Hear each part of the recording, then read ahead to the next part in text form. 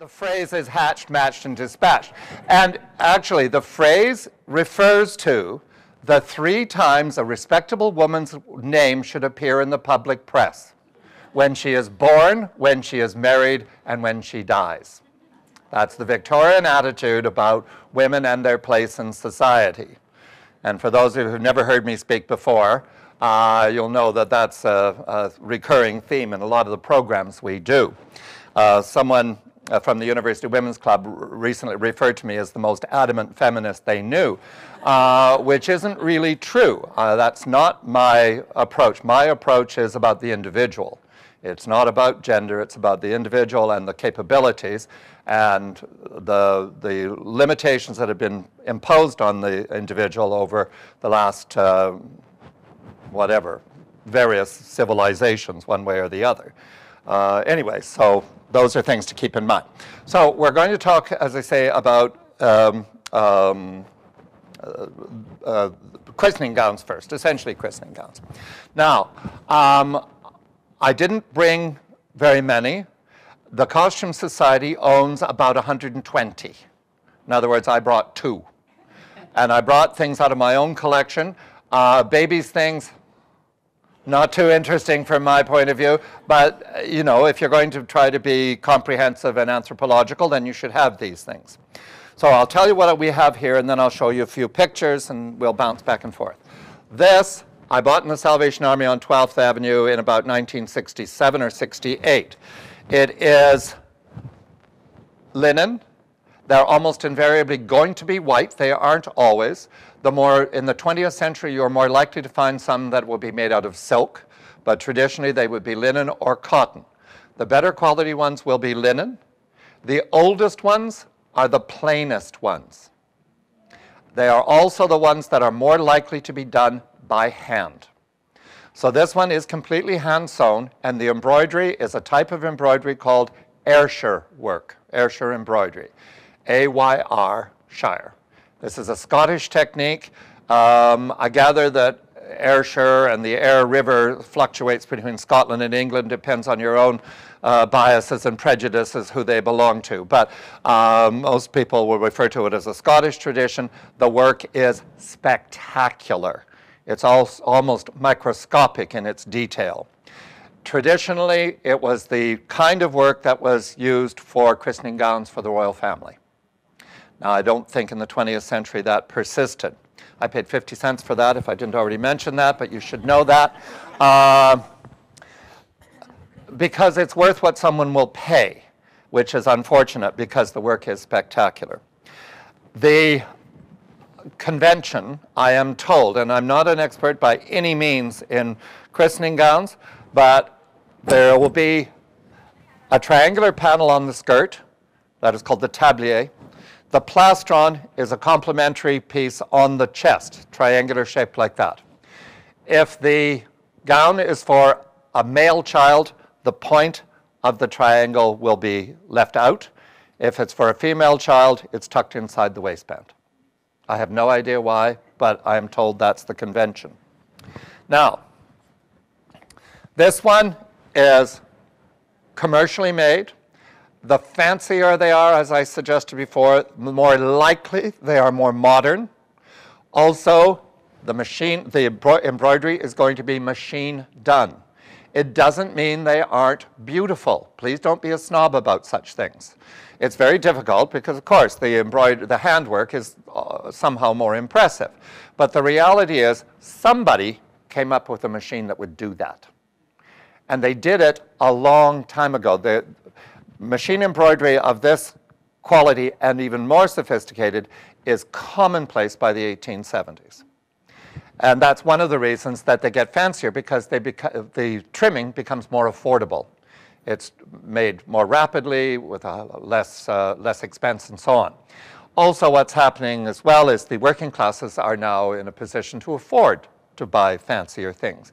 And if you wish to be condescending, the nouveau riche have a vulgar taste. So they want, you can imagine what I'm like when I've had drinks.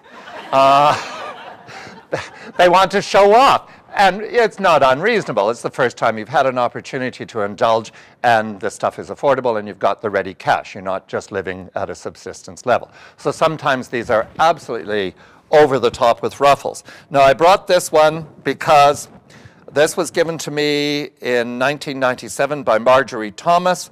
Christening gown worn by Maud Ferguson, christened at Old St. Andrew's Wesleyan United Church, Vancouver, 1892. So this is local. The family had come to Vancouver in about 1880. That's as much as I have on there. There'd be more in my ledger. But just to let you know that that's local, and that's why I brought that.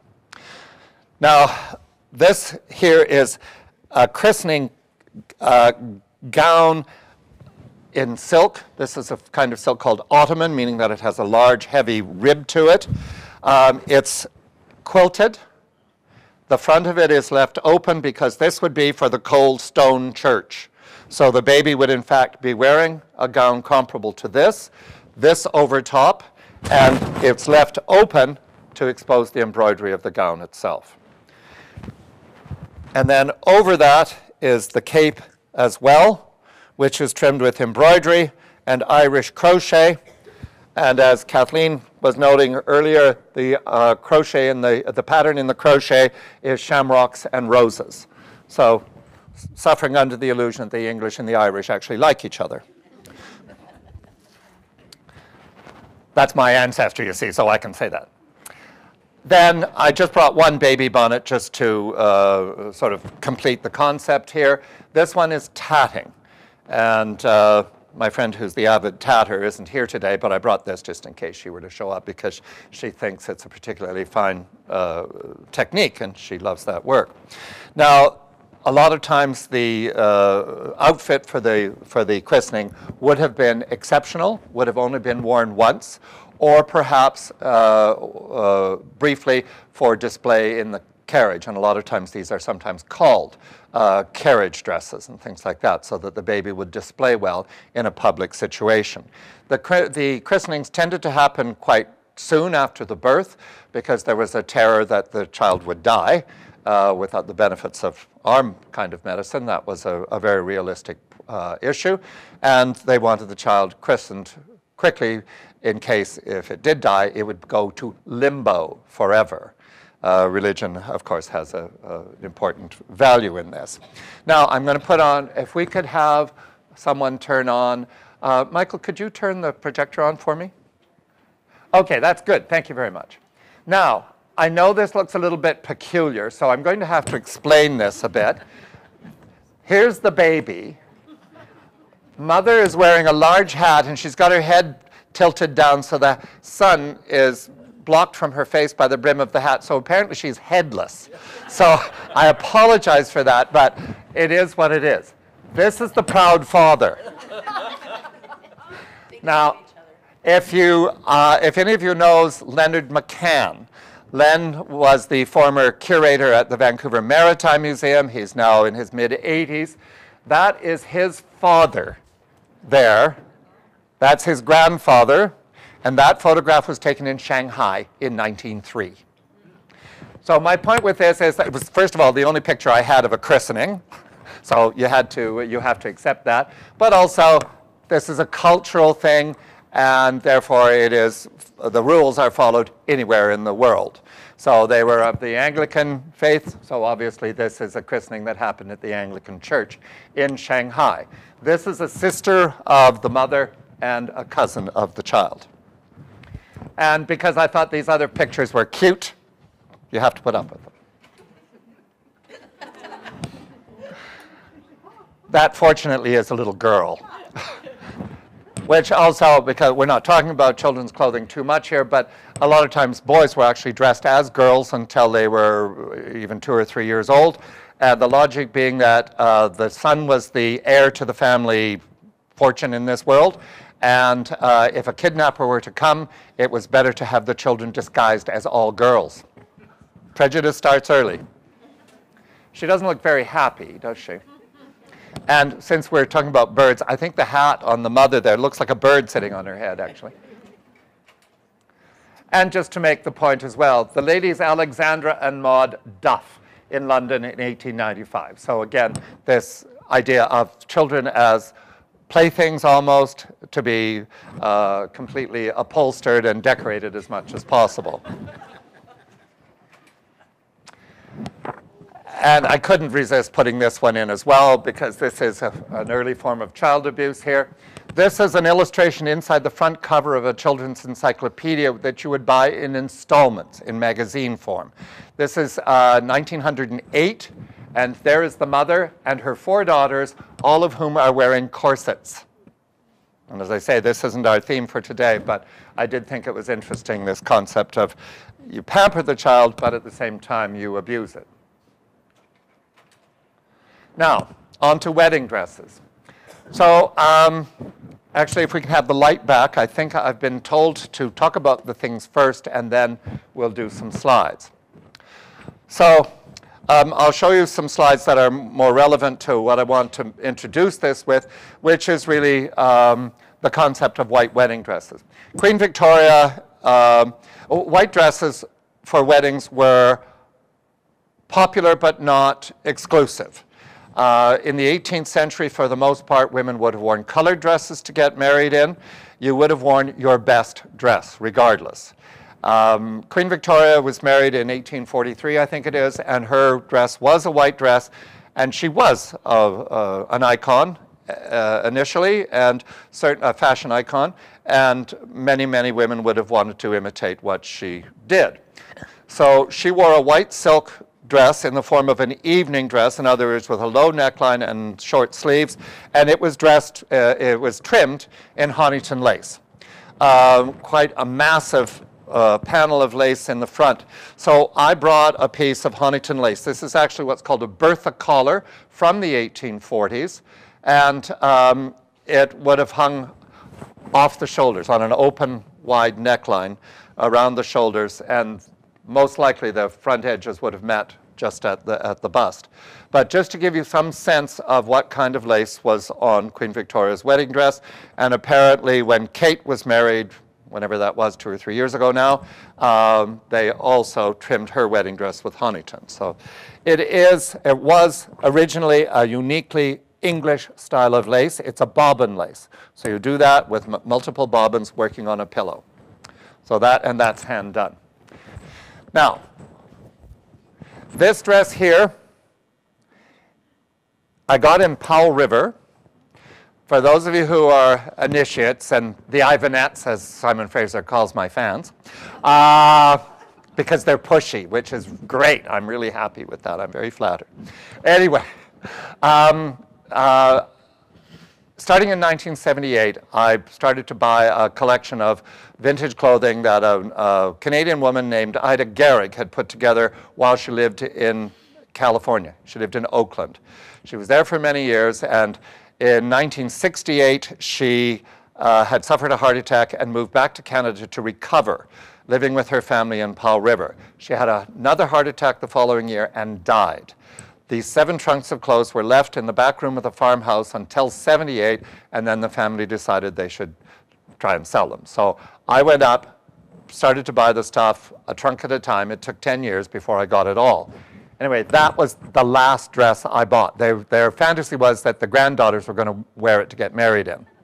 So, of course, every time I went, I took candy, cake, pounds of bacon, anything I could think of to fatten the little kids up so they couldn't get into it.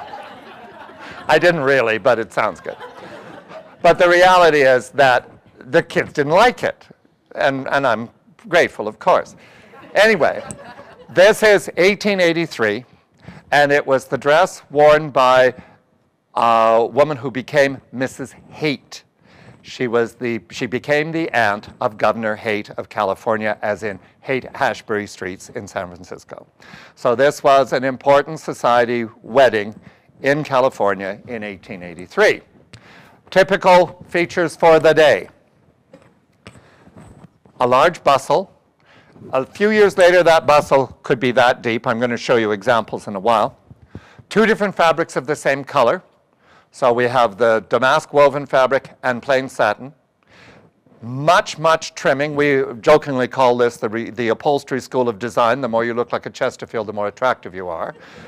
You get the idea. Heavily corseted, heavily padded, restricted, added to, augmented, and so on. Spectacular dress. You cannot touch this dress. We want to stay friends.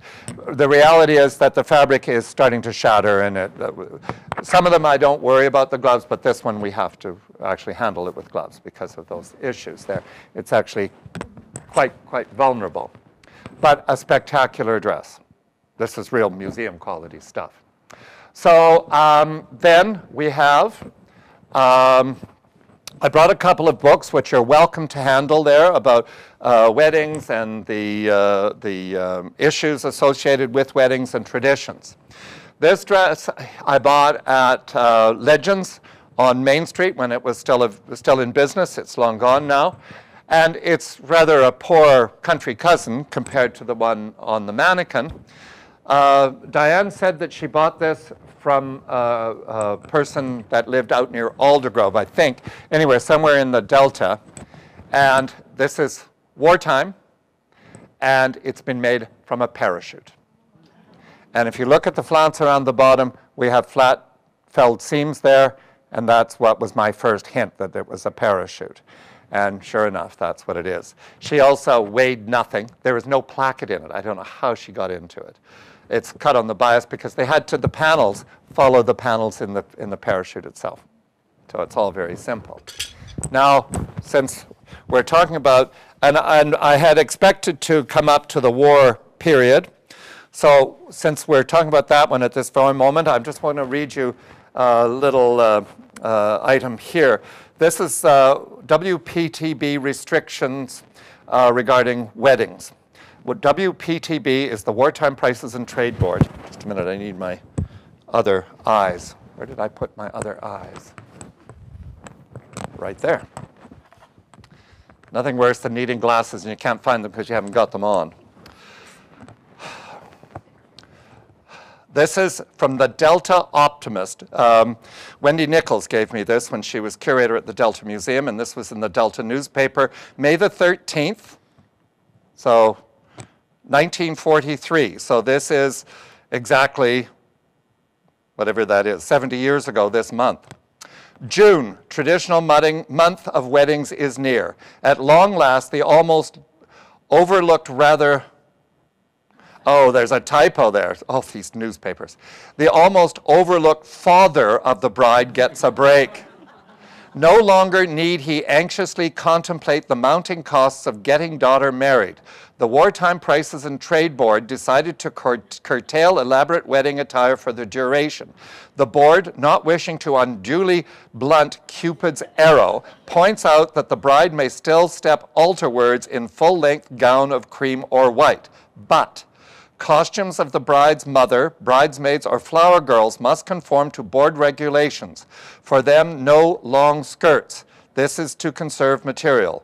Custom or home dressmakers are advised that administrators order A474 governing manufacture of women's, misses, and children's wear eliminates all fussy detail, over-tucking, shearing, or pleating. Minor trimming is defined by the order. So the government restricted what you could wear as a wedding dress. Now this was also interesting when I found this, when Wendy gave it to me, because I worked at the Vancouver Museum for 20 years, and in that length of time, I had 3 different women come in with the last white wedding dress sold in Vancouver. So we figured it all out. What would happen is they'd put the wedding dresses in the back because they couldn't replace the stock, so they wanted to keep them clean. Bride would come in and want a white wedding dress, and the vendor would say, well, we've got one, but we keep it in the back. So she'd go and pick up the dress that she wanted to sell the most, and that's the dress the bride would get. So there are 3 last wedding dresses left. Now, a couple of other little things here that you should know about weddings. So the period of this dress here, the fancy dress, part of the procedure, of course, was to buy a trousseau. People don't worry about that too much anymore. I don't think so anyway. But the reality is, in the 19th century, this was an important issue. Actually, this reference is about 1912. That wedding dress behind Derek there is probably 1914. And I brought that one because I got it last week. A whole trunk of stuff. I hope you're all appropriately envious. I didn't promise I'd be deep. Okay, so this is an inventory from Debbie Freebody's department store in London. This is the 100-pound trousseau. So this doesn't include the wedding dress or anything else. This is just the lingerie and the smaller bits and pieces. So I'm going to sort of do a précis because otherwise we'll take the whole hour doing this. 6 chemises of cambric or batiste trimmed with lace or hand embroidery. 6 more linen chemises, 3 evening chemises, 6 night dresses of cambric or nainsook, 6 more night dresses trimmed with lace, 6 pairs of knickers trimmed with hand embroidery, 6 linen pairs of knickers with ribbons, 3 knickers trimmed with lace and ribbons, 1 crepe de chine evening petticoat trimmed with lace, 1 colored satin petticoat, 3 white petticoats with embroidered flounces, 2 white petticoats with hand embroidery, 2 white petticoats trimmed with lace and ribbons, 6 camisoles hand embroidered, 3 linen camisoles, 3 camisoles trimmed with lace, 6 dozen diaper towels, 4 crepe de santé petticoats trimmed with lace, 4 cream Japanese silk petticoats, 1 pair Milanese silk knickers, 4 Indian gauze combinations, 3 fancy gauze combinations, 1 pair Milanese combinations, 1 silk dressing gown, 1 muslin dressing gown, 1 tea gown, 1 flannel gown, 1 silk dressing jacket, 1 muslin dressing jacket, 2 boudoir caps, 1 night dress sachet, 1 dozen fancy embroidered handkerchiefs, 1 dozen fancy cambric handkerchiefs, and 1 pair of spun woven knickers. Knickers, knickers, knickers, and knickers. She had a lot of knickers. Anyway, that's not the wedding dress, that's not the travel outfit or anything else. And that was 100 pounds. So that's an outfit for a very wealthy, privileged bride. The costume always did have restrictions and limitations. Usually, the bride was expected to wear white. I've sort of tried to keep this from roughly 1840 to the 1940s, so that we didn't get too far afield here. But these are quotations from a book here that's a modern book, but it has all sorts of references to traditions in the world of weddings. So, this was actually a poem that I remember my mother reciting when I was young. Color in which to marry. And this reference is different from the one in the book, actually, but it's the same poem, but in a different order. Married in white, you have chosen all right. Married in gray, you will go far away. Married in black, you will wish yourself back. Married in red, you will wish yourself dead.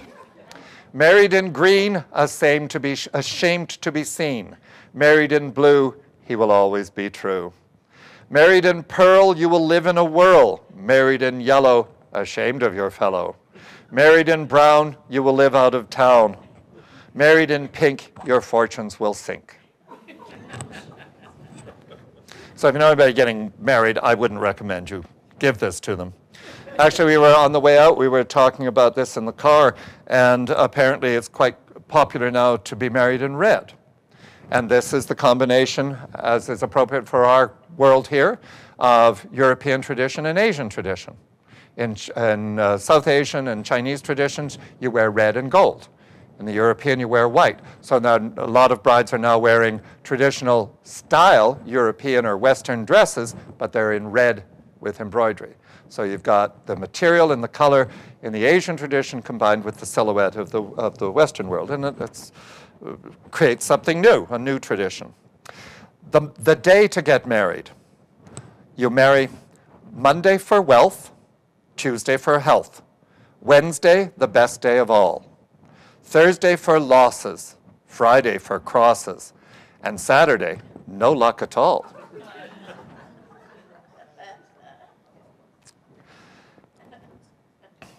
There is one more, so I'll try to read it fast because I don't want to take your time up with this, but months to marry.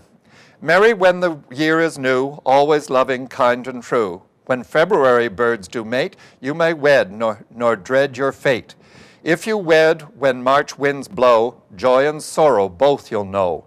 Merry in April when you can, joy for maiden and for man. Merry in the month of May, you will surely rue the day. Merry when June roses blow, over land and sea you'll go. They who wed in July do wed, though they who in July do wed must labor always for their bread. Whoever wed in August be, many a change are sure to see. Merry in September's shine, your living will be fair and fine. If in October you do marry, love will come, but riches tarry. If you wed in bleak November, only joy will come, remember. When December's snow fall fast, merry and true love will last. Take it for what it's worth. Okay. This is from a book called Our Deportment. I keep a lot of books about etiquette and the rules of social behavior and whatnot, because they will always have a section on how to dress properly. And these were, in their day, these were actually considered to be quite valuable, because as the working classes developed disposable income and wanted a better lifestyle, a lot of times they didn't have a background that taught them about proper social behavior, and these were considered to be sort of guidebooks. So the wedding dress here, they have sections for every other conceivable kind of garment, but the full bridal costume should be white from head to toe. This is 1883, same year as this dress. The dress may be of silk, heavily corded, moire antique, satin, or plain silk, merino, alpaca, crepe, lawn, or muslin. The veil must be of lace, tulle, or illusion net, but it must be long and full. It may or may not descend over the face. Orange blossoms or other white flowers and maiden blush roses should form the bridal wreath and bouquet. The dress is high in the neck and arms covered. Slippers of white satin and white kid gloves complete the dress. Now, gloves are always an issue because you have to take the glove off to put the ring on. And in fact, I have never found a pair, so if anybody has them, I would like to get them. I am told that on occasion, women actually had the ring finger of the glove cut away so that she could put the ring on without having to remove the gloves. So that made sense. There are all sorts of reasons as to which finger you should use, different cultures and so on in that book, but again, we won't take the time, but you're welcome to check that out. There was something else about that I meant to say, and I can't remember what it is offhand. So, now, I think we should look at the slides I have about wedding garments, and then we'll come on and we'll do the funereal things. This is out of, I think, the English, the Ladies' Handbook, one of the English publications. These were women's magazines of the period. Usually, if they have survived, they've been bound into annual collections, and this is one from 1830. So this is just before Queen Victoria. And our point being here that she is, in fact, wearing a formula which should be described, generally speaking, as an evening dress, meaning that the neckline is low, the shoulders are exposed, and the sleeves are short. By my youth, I was born in '46, so in the early '50s, it was always considered appropriate that the wedding dress should have a high neckline and should have long sleeves. A lot of wedding dresses in the 50s had bolero jackets that were removable to expose a strapless dress underneath, and that's what she would wear at the reception. So for the 1830s, it's a classic evening dress of the period. She is wearing mittens, not gloves, so that means that she's able to put the ring on without any kind of problem. And there is Queen Victoria in 1838, young, pretty, providing an interesting contrast to her immediate ancestors who had been rather dissipated monarchs, and the country was rather fed up with the Prince of Wales and the bunch that had been rather free livers and free drinkers and so on and so forth. Her son managed to revive the tradition, of course, as Edward VII, but she was sort of a breath of fresh air for English society at the time. There is her there is her. There she is. I don't talk so good no more. And I've been told this is the wedding dress, but I'm sorry for the quality of the slide. I took that when my light meter was breaking down on me. But you can see the flounce here of Honiton lace. Honiton is a town in England, and that's the lace technique developed in that city. This is about 1850 here, so you see the same concept. This woman is wearing what by this time has been established as a traditional wedding dress, meaning that the neckline is high, it comes to the throat, and the sleeves are long. The other dresses are seen as, well, this one would be an appropriate wedding dress. These could be worn by the bridesmaids, but they could have also been a wedding dress for a woman who wasn't planning such a formal wedding. And that way, the dress can be recycled. These dresses were valuable. They were expensive to produce. They used a lot of material. As you can see, they're big full skirts with hoops inside them by the 1850s. And in the books on etiquette, they say the bride and the bridesmaid should all wear white, but the bridesmaids should have colored flowers or colored ribbons on their dresses. And that distinguishes the bride and makes her a separate entity and more the focus of the moment. This is a wedding dress that I bought in London at one of the auction sales. I paid £30 for that dress. At the time, that would have been about $80. And when I asked the auctioneer about this, and I said, this is remarkably inexpensive, she said, nobody wants them. They were in multiples. They showed up fairly regularly. They are so fragile and delicate that they can't be reused. And so they've sort of become redundant. They've outlived their usefulness. So I was very pleased with that. Open, wide neckline, as you see here, exposing the shoulder blades, but not the bust. And that's sort of an interesting concept. The flounces, machine embroidered. This is what's called tambour work. It's chain stitch embroidery. So you get lots of display, but it's economical. It looks like a doll, but that figure is actually 5'2", just so you get some sense of proportion. This is, for many women, the compromise. This is a wedding dress. This I got in Powell River out of that collection there. The bonnet is original to it, and this is the oldest garment I have that I know was worn on the west coast of North America. It was a wedding dress in California in 1858. There are dresses in the Provincial Museum's collection from this same period, which are also tartan. There was a huge popularity for, well, essentially what we call plaids anyway, and this is my best example of that particular option.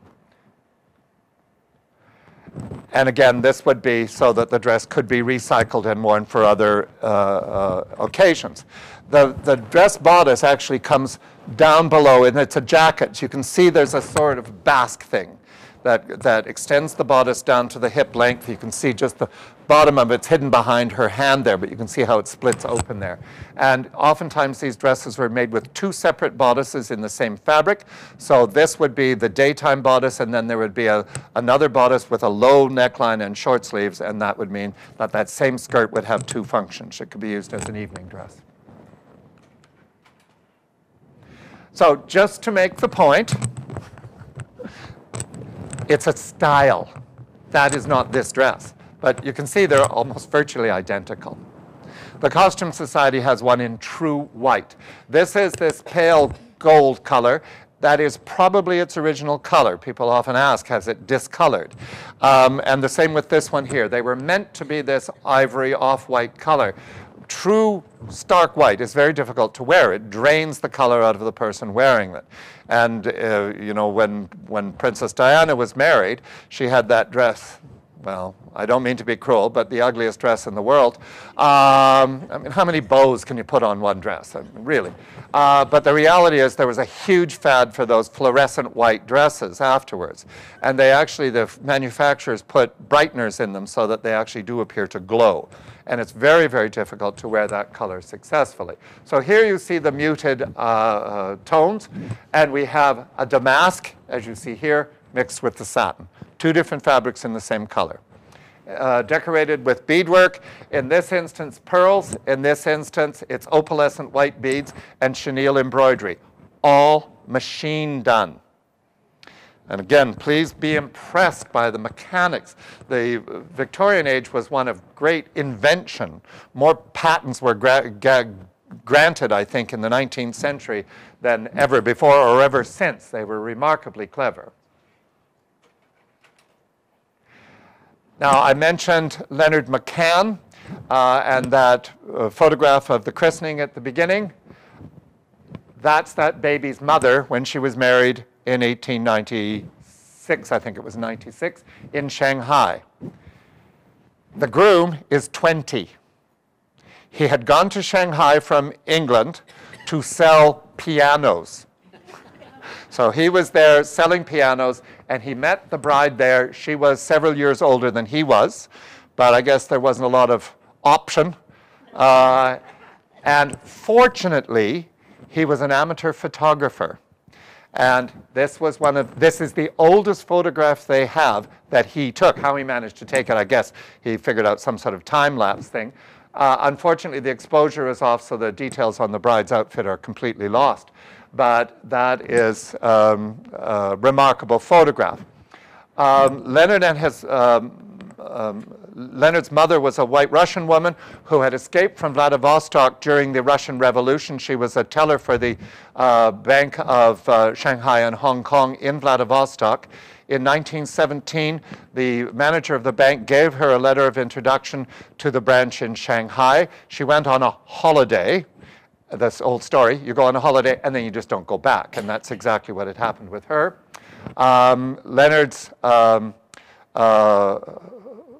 parents divorced when Leonard was very young, and when the war started, the Second World War started, Leonard and his mother got on a ship to escape to Australia.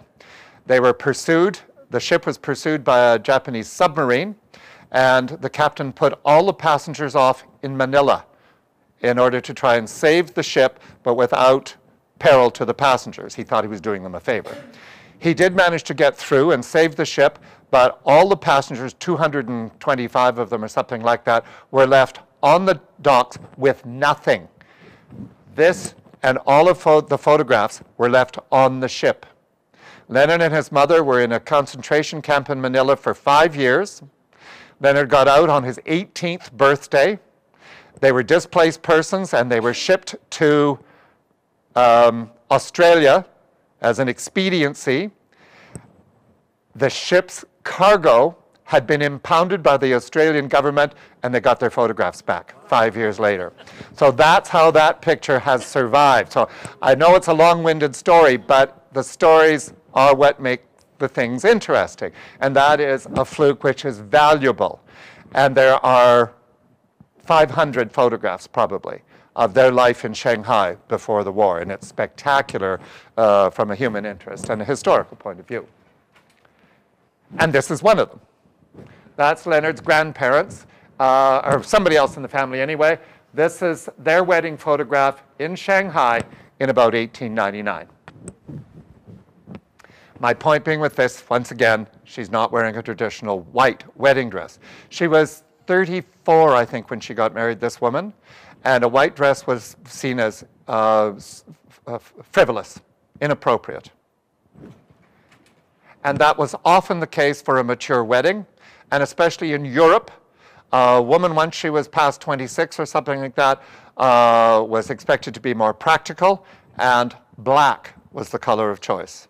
It wasn't about regret, although I have a wedding dress from about 1878, not unlike this one, very, very fancy, in a dark, dark charcoal gray, because there had been a death in the family.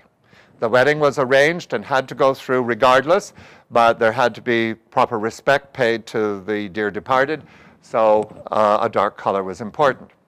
The dress on the screen there has sparkle. You can see there's a band of sequins, and that implies that it's not mourning. When you were in mourning, you could not wear anything that reflected light. Now this is, again, about showing precedence and the universality of the concepts of tradition and so on. The dress that's on the screen now, the one on your right-hand side, more or less, this one's a bit later, but as I said, I brought it because I just got it and I want to show off and make everybody unhappy. As I said, I was shallow. But I actually wanted to use this before I found the dress. But I want you to look at this dress here in particular. This publication is Portuguese. So this is a brochure of wedding dresses printed in Portugal in about 1912. That's a dress that was a wedding dress in Manitoba in 1912. So Portugal and Manitoba, like that. You can't tell them apart. All machine sewn, finished by hand, of course. The hooks and eyes and so on would have been applied by hand, of course. But all the embroidery is machine done. The 1920s, the hat is probably meant to be reminiscent of the traditional Russian headdress. After the revolution, a lot of the aristocracy and their support system, in other words, the people who had supplied the luxury garments in the Russian world, left the country. And if they could manage, they went to Paris, where there was the hope of making a living, especially for embroiderers and so on. And a lot of these ethnic traditions, these novelties, were resurrected in the fashionable world. And that sort of diadem kind of headdress in that instance is probably part of it. Now, this is the 20s. I can't remember where the photograph came from. But we speculate it's post-First World War, and that man only has one arm, and conceivably only one leg. And this is the consequence of war. So just one of those little things to keep in mind. This is a wedding, the mother of the bride dress worn in Winnipeg in 1924. It was made by a Madame Desjardins at St. Boniface, right across the river. I got this from the daughter, Mrs. Patterson, who was living in the West End when I met her. I met her actually through Phyllis Sways, for those of you who know Phyllis. Wonderful dress. But I talked about colors for weddings. In the 20th century, it is not cool to wear white to your daughter's wedding. That is stealing her thunder. And I often wondered if there was an ongoing tension between mother and daughter in this particular family. But that, we've got her displayed there. This is how we displayed it at an exhibition at the museum 30 years ago. So the figure is appropriate to the dress. It's that old, in other words. And that is the original walking stick she carried with the outfit. This is another one of Leonard's photographs. Leonard's father is the best man over here. Anyway, this was a wedding in Shanghai in 1933. In the 20s, the body disappears. The fabrics are meant to hang loose. In the 30s, the bodies come back, and the dresses are often soft, pliable fabrics cut on the bias, and they are designed to cling. And the 30s, because of the financial situation, it was very, very important to keep up appearances. So the wedding dresses and the bridesmaids' dresses are long. In the 20s, they would have been short. But here, this is about using more fabric, and this is about keeping the economy going. And just to make the point, this is an English wedding dress. This if anybody knows Patrick Oswald, this was Patrick's mother's wedding dress. Patrick and his mother lived in at 17th or 18th and Granville for a good many years. Anyway, this was his mother's wedding dress in England in, I think, 1933, something like that anyway. The fabric is Chinese, and that's why it's a logical flow from our last slide. The entire garment is white silk crepe de chine, hand-embroidered, double-sided, with flowers and phoenixes and all sorts of other Chinese motifs. Beautifully done. And look at the amount of fabric that's in that. That cost a fortune. The belt is supposed to look medieval, sort of Gothic looking. And around the hem, we see a huge flounce of lace, which was off a traditional family wedding dress from the previous generation. So that's the same kind of lace as we see here on this cream-colored dress. And the orange blossoms are artificial. Orange blossoms are seen as appropriate for wedding garments and wedding decorations and headdresses and so on because they are in bloom, bud, and fruit all at the same time. And this is to imply abundance and prosperity for the family. Many healthy children. So in case you wonder why orange, and of course orange blossoms smell beautifully. I had to put this in because I'm mean. That is the dreaded Duchess of Windsor. And I like to use this slide. Those of you who've been in my class have seen this too many times, so you'll have to bear with me as I get into this. But, you know, the Duchess of Windsor was trying very hard to ingratiate herself to somebody. I don't know who, mostly the press, I think. The English were very apprehensive and unhappy with this union. I think he used her as much as she used him. He didn't want to be king anyway, and this was a good way to get out of it, rather than just saying, no, I quit. Anyway, she was married in pale blue. And if you've ever been in a Catholic church, what color does the Virgin Mary wear? Pale blue. Look at the hat. It's a halo. And she has crucifixes in diamonds and emeralds and pearls. Not pearls, but in precious stones. I always have a problem with this. Why would you wear a crucifix that's made out of gold or platinum with jewelry in it? This is not what I learned in Sunday school. Anyway, she is trying to present herself as, you know, a highly remarkable woman. So anyway, just a little wedding story there, which I think is sort of interesting. Now, this is a dress that I do have. This is the wedding dress of a woman who married, in southern England, who married a Canadian flyer in 1943. Mrs. Baker, she gave me the dress when she was living in Kerrisdale. Her brother was in the RAF, and they were short of supplies. And the local detachment, whichever, of the RAF had decided to have sort of get acquainted evening with the Canadian flyers and hoped to get supplies from them as a gift. They needed fuel or food or something or other. Anyway, so he recruited his sister to go to the party and chat up the Canadian flyers. That's how she got her husband. So he was a doctor here in Vancouver. This was her wedding outfit, and this conformed to the rules and regulations that were established by the CC 1941 legislation in Britain that regulated how much labor and raw material could go into a factory-made garment. So the skirt is short, saving fabric. It's just full enough to take a full stride. The jacket is tight-fitted, short in the body, tight sleeves, no collar. The hat is the original hat for the outfit. The little flowers are in the forms of chrysanthemums, and they're made out of leather. Millinery was not restricted by the government. It was felt that frivolous millinery was important psychologically for the masses to keep spirits up. You still had to use your coupons, your clothing coupons, when you bought them, but you could have any style you wanted. Usually, especially because of the war, but the reality is, if the hat is large, it's plain. If it's small, it's fancy, so that it balances in terms of raw materials. The shoes are also part of the CC 41 legislation. And as I had mentioned before, colored dresses were hugely important and reasonable during the war. My mother wore a pale blue version of this. And every time the subject came up, she said, oh, I was entitled to wear white, you know. I was entitled to wear white, you know.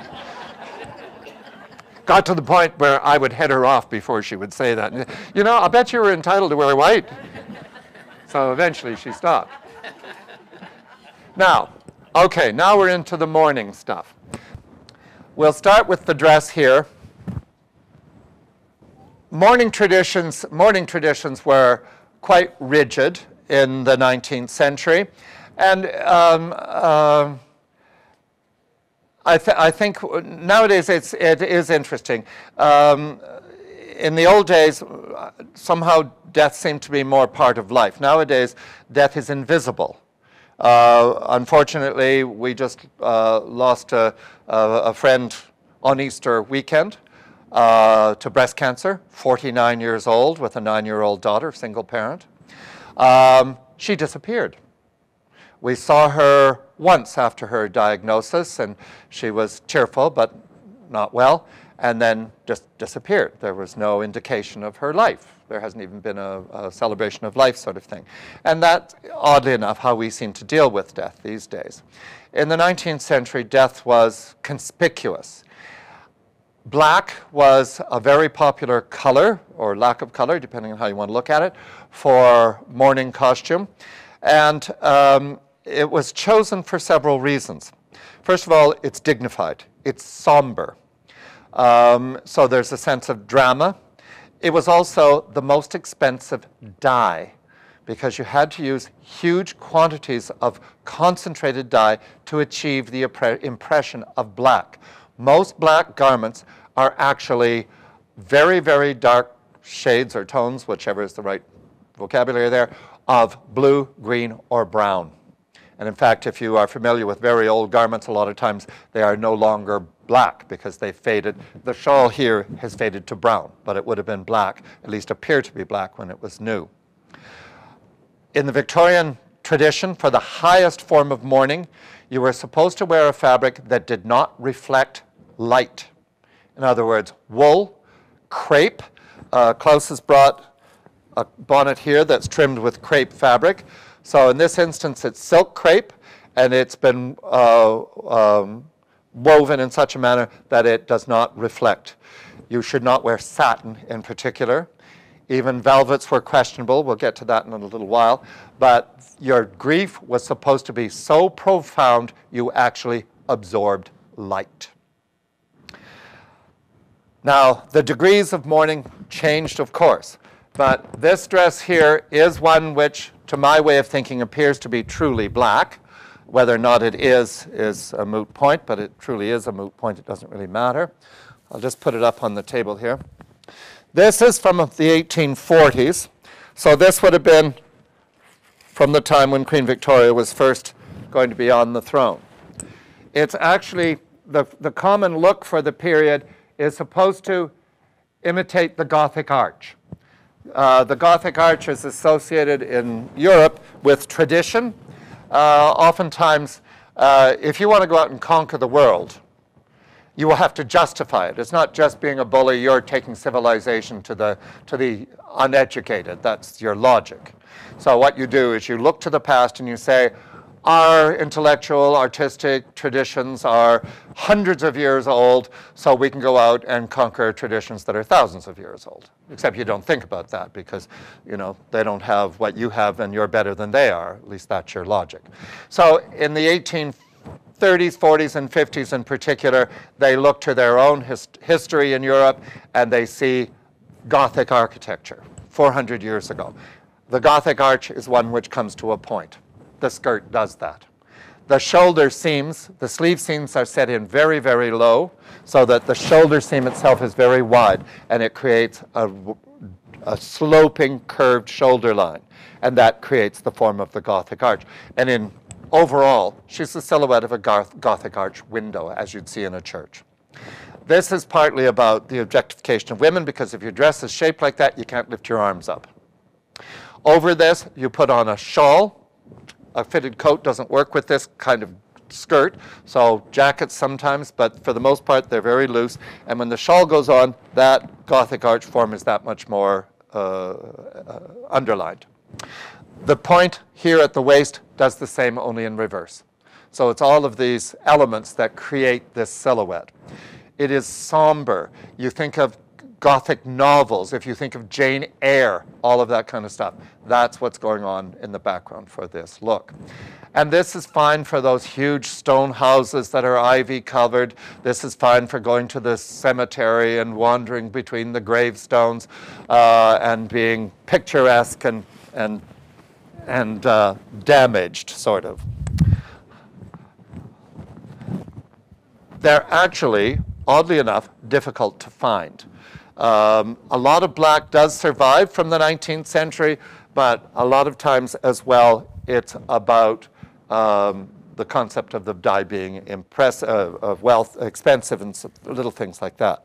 Here's a bonnet. I couldn't find the one I wanted. I shouldn't tell you that. But this sort of gives you the idea of the whole overall.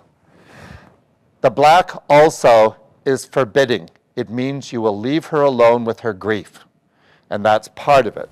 This establishes a barrier between her and the rest of the world.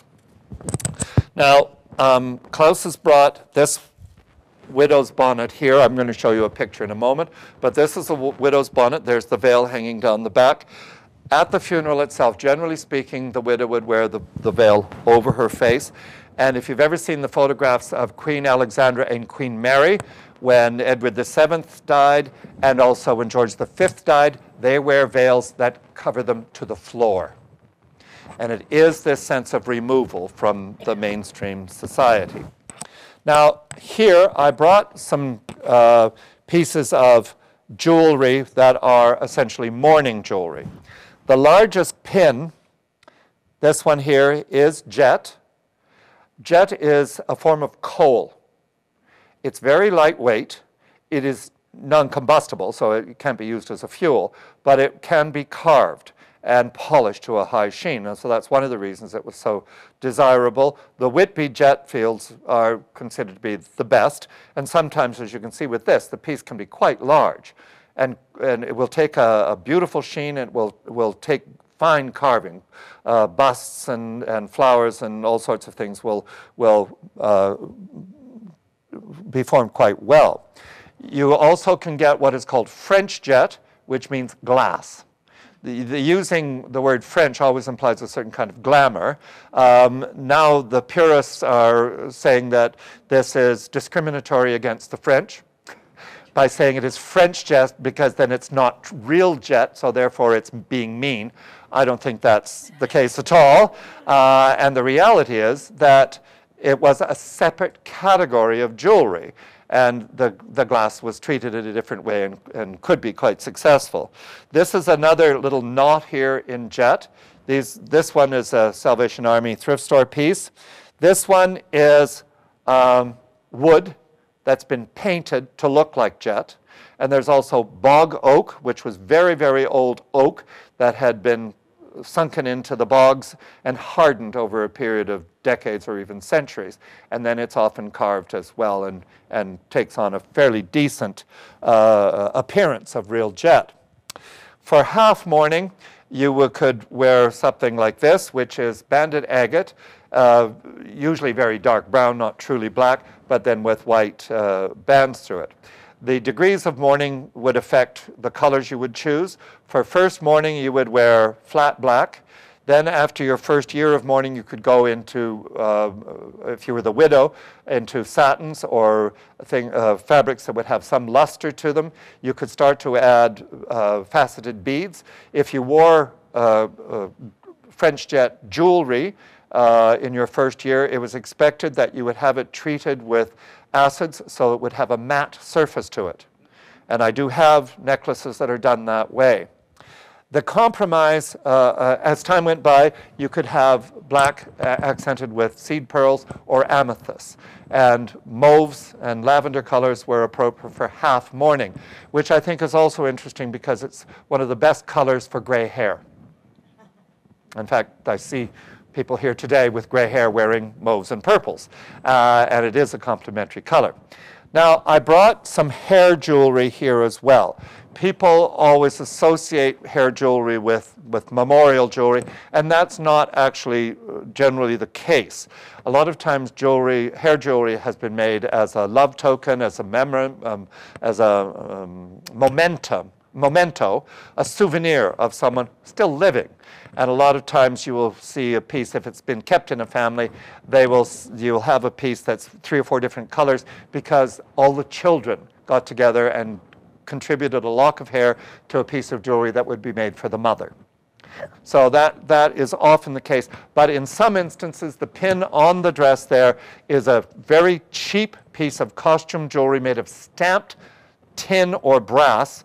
And then in the center, the bezel thing in the middle, or the piece of glass in the middle, covers a woven hairpiece. And in that instance, that is a memorial piece. So you can see those variations. Now, how are we doing for time? 5 after. Okay. In that case, Kiko, could you come, and we're going to punctuate this. Well, first of all, before we do this, any questions? We have one little dramatic recitation here for you.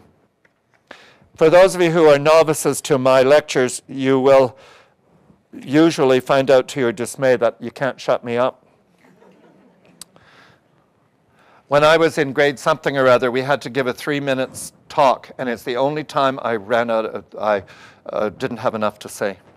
Ever since then, I've always had more than I needed.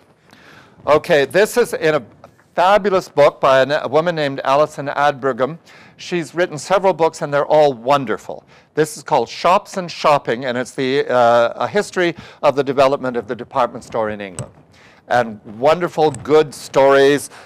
She's an entertaining writer, and her research is wonderful, all sorts of eccentric things.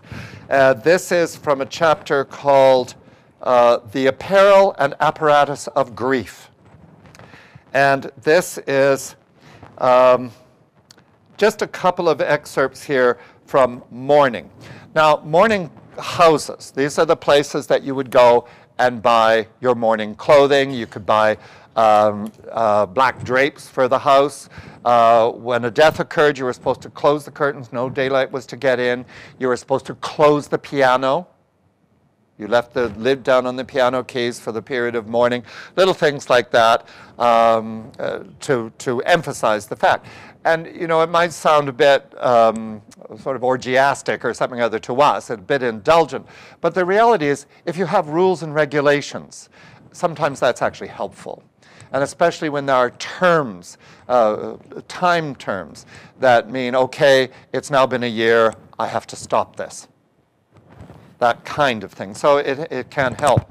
But these are just some little excerpts. So she's quoting from 19th century references, and this just gives us an insight into how people used to deal with these things. Sorry. I'm getting old. It does. Well, the reality is that for those of you who are under 100, look for some friends who are 110. They will make you feel young. They will still call you kid. Okay, so this is from a magazine called Sylvia's Home Journal in 1881. So you have to follow this or it doesn't really make sense. So I'll try to read it clearly and slowly. Mothers, for the mother-in-law or father-in-law of their married children, should wear black for 6 weeks or so without crepe. So just a black dress, but not trimmed with the crepe paneling to it. That's serious stuff. Second wives, for the parents of the first wife, should wear complimentary mourning for about 3 weeks. Now, I don't know how many of you second wives want to grieve the death of the first wife's parents, but 3 weeks isn't too bad, I guess. Now, this is another element to this, which is an aside here, but this is important, and it's discussed in this chapter.